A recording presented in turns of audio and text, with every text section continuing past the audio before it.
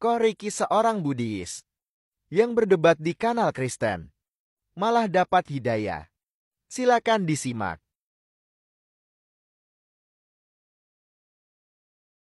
Assalamualaikum warahmatullahi wabarakatuh. Nama saya Riki. Ya, saya mualaf ya. Awalnya saya dari agama Buddha, Dimas. Ya, jadi saya sekolah itu jarang ada sekolah yang benar-benar agama Buddha gitu. Jarang.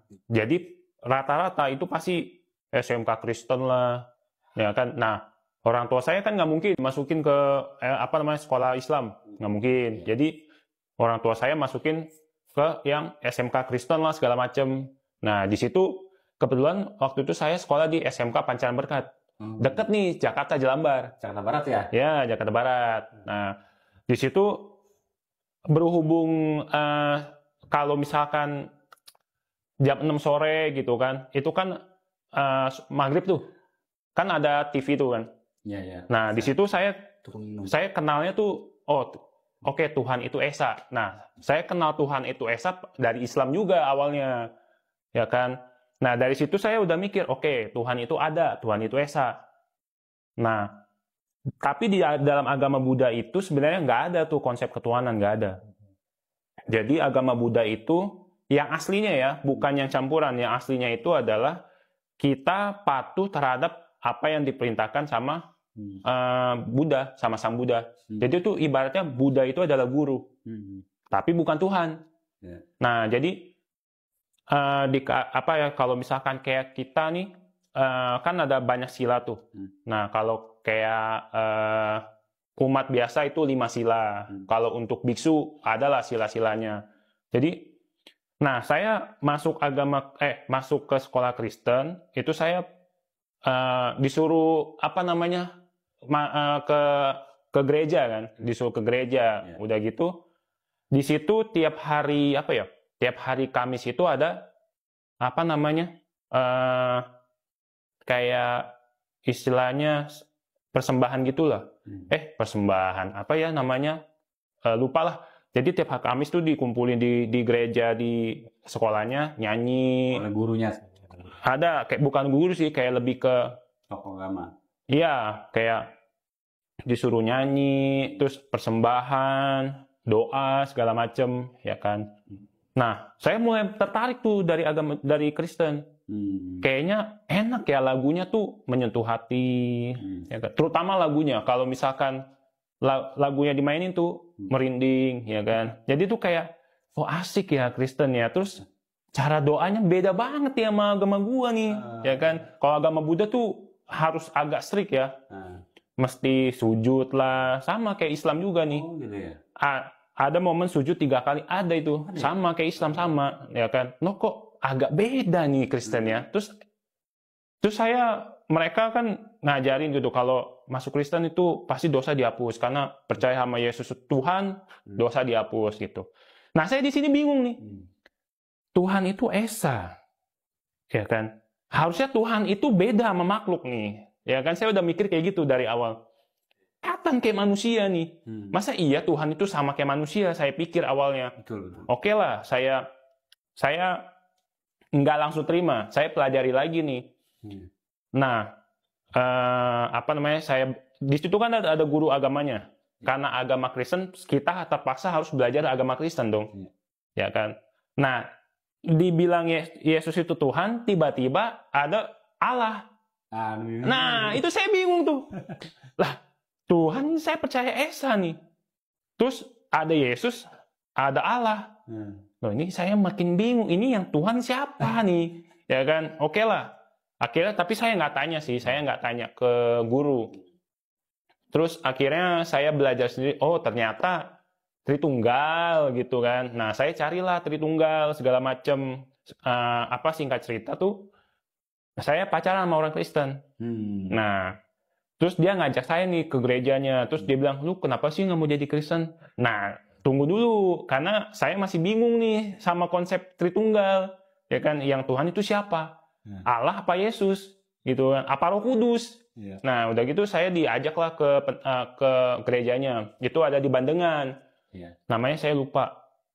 Saya tanya nih ke pendetanya, Pak, saya kalau Bapak bisa jawab, saya masuk Kristen sekarang juga. Nah, Tritunggal itu kayak gimana sih? Yang Tuhan itu siapa? Saya tanya ke pendetanya. Pendetanya bilang gini, kamu agamanya apa? Oh, saya Buddha. Dia bilang gini, oh sama kayak agama Buddha.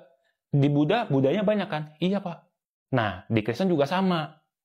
Tuhannya juga banyak. Loh, kok jadi begitu? Mungkin pendetanya salah jawab ya. Terus saya bilang, Pak maaf nih Pak. Kalau di Buddha, Buddhanya boleh banyak. Tapi kan udah jelas, Buddha itu nggak pernah ngeklaim kalau dia Tuhan.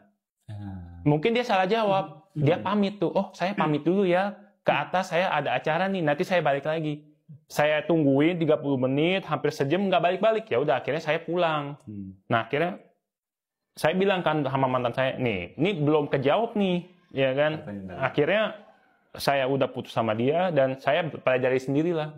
Saya belajar dari debat, ya kan, dari debatnya Ahmad Didat, dari debatnya Zakir Naik.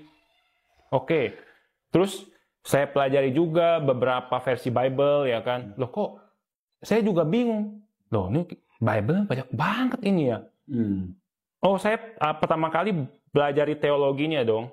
Oh, ternyata Kristen Protestan itu dari Katolik. Oke. Ya saya bingung. Loh, kenapa Katolik itu bisa beda sama Kristen? Ya kan?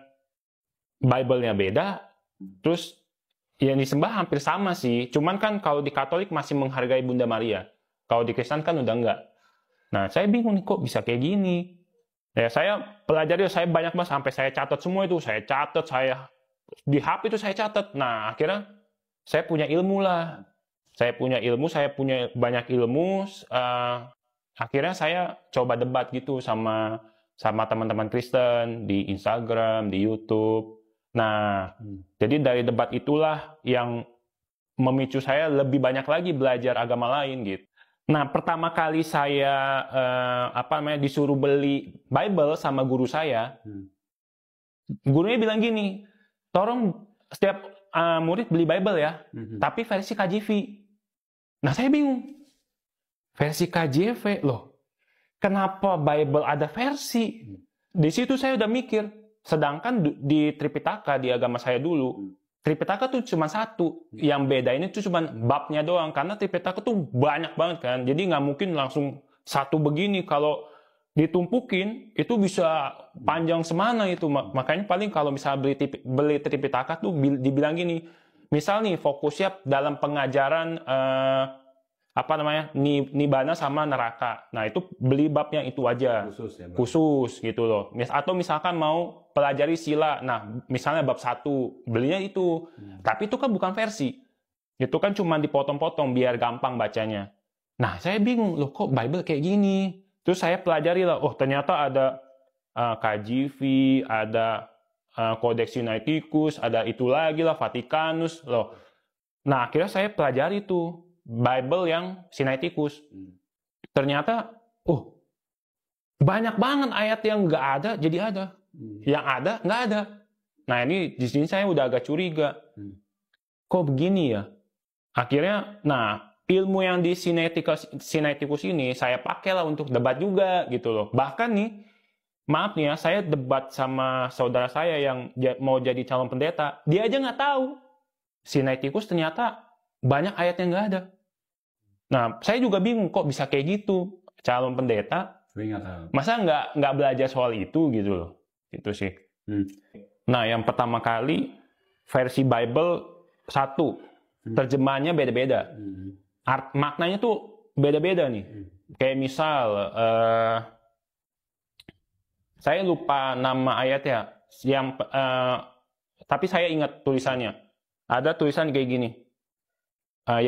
Yesus bilang gini, kalau barang siapa yang mengikuti saya, terus dia merelakan hartanya, tanahnya, suaminya, anak-anaknya, saudaranya, saudara perempuan, saudara wanita. Nah, dia bilang gini, akan diberikan 100 kali lipat dan diberikan hidup yang kekal. Nah, di Inggrisnya itu ada istri.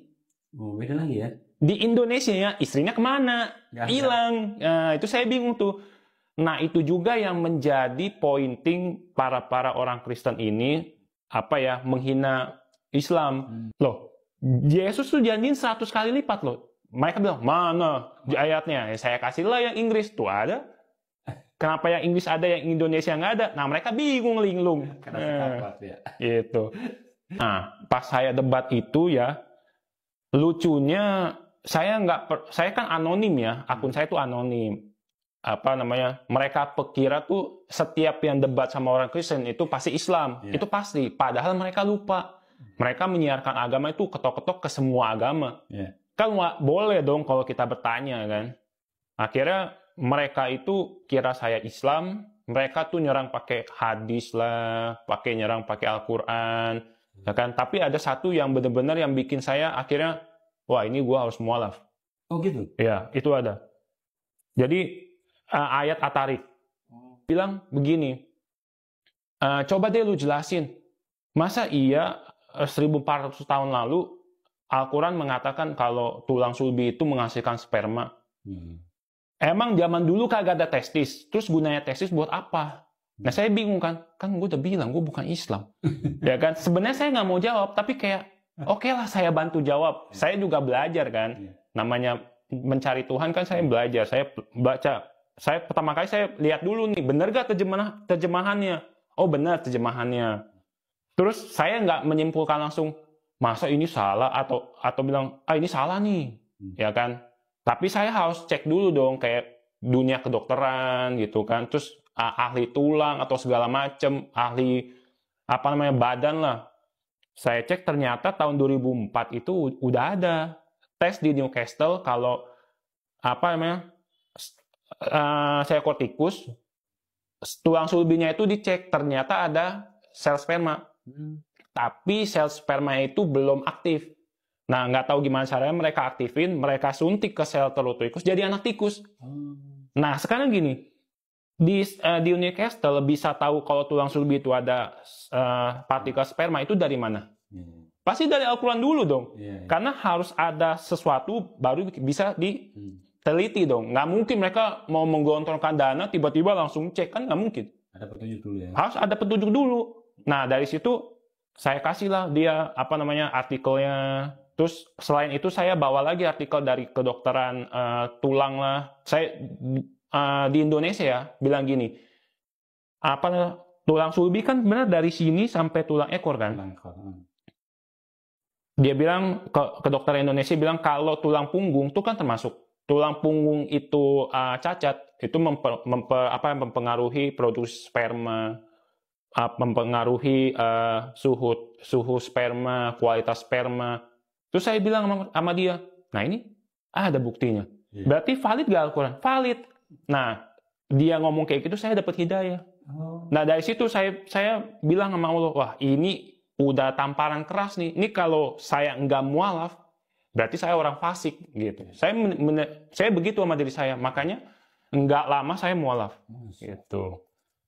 Menariknya kan mereka menyerang Mas Riki itu kan dengan ayat-ayat Al-Quran tadi ya. Iya. Gitu ya. Padahal saat itu Mas Riki belum masuk Islam saat itu tuh. Nah, saya cuma bilang gini, kok saya juga bingung ya. Kalau saya baca Al-Quran itu menurut mereka buruk, tapi menurut saya kok kenapa segampang ini dikasih jawaban sama Allah gitu. Kayak misal nih, saya banyak kayak ada yang lain misalnya, lu orang Islam nyembah batu, ya kan? Terus itu banyak kan? Terus saya bilang, coba sini tampilin ayatnya. Sebenarnya mereka nggak bisa tampilin ayat itu, ya kan? Kayak paling mereka cuma bilang, coba lu tonton tuh video Ustadz, bilangnya kalau Hajar Aswad bisa hapus dosa. Terus saya pelajari lagi lah. Terus saya baca Al-Quran, saya baca hadis, ya ampun, ya Allah, gampang banget jawabnya. Ya kan saya cuma bilang gini, di hadis bla bla bla, ya kan saya lupa hadis berapa. Saya cuma bilang di sini jelas nih Nabi Muhammad bilang begini, adanya Hajar Aswad itu tidak menguntungkan untuk manusia di sini dan juga tidak membuat kerugian. Jadi batunya nggak ada itunya lah, nggak ada faedah. Nah, dalam hadis Umar bin Khattab juga bilang gitu. Kalau Nabi Muhammad enggak mencium batu ini, saya enggak akan menciumnya. Sesungguhnya batu ini batu yang tidak berfaedah. Terus Mana yang sembahan? mana enggak ada sesembahan? Udah gitu saya bilang gini, coba deh gini, kalau misalkan menurut kalian umat Islam itu nyembah batu, ya kan? Emang kalian nyembah apa? Kalian coba gini, kalau kalian anggap apa namanya Ka'bah itu batu ya sesembahan kita, loh, Ka'bah itu dibersihin, diinjek. Iya. Saya kasih videonya tuh, lihat tuh. Atapnya Ka'bah diinjek. Sekarang saya tanya, salib lu berani injek gak? Berani nggak? Nggak berani injek kan? Ya udah, berarti siapa yang nyembah berhala? Sambung part 2.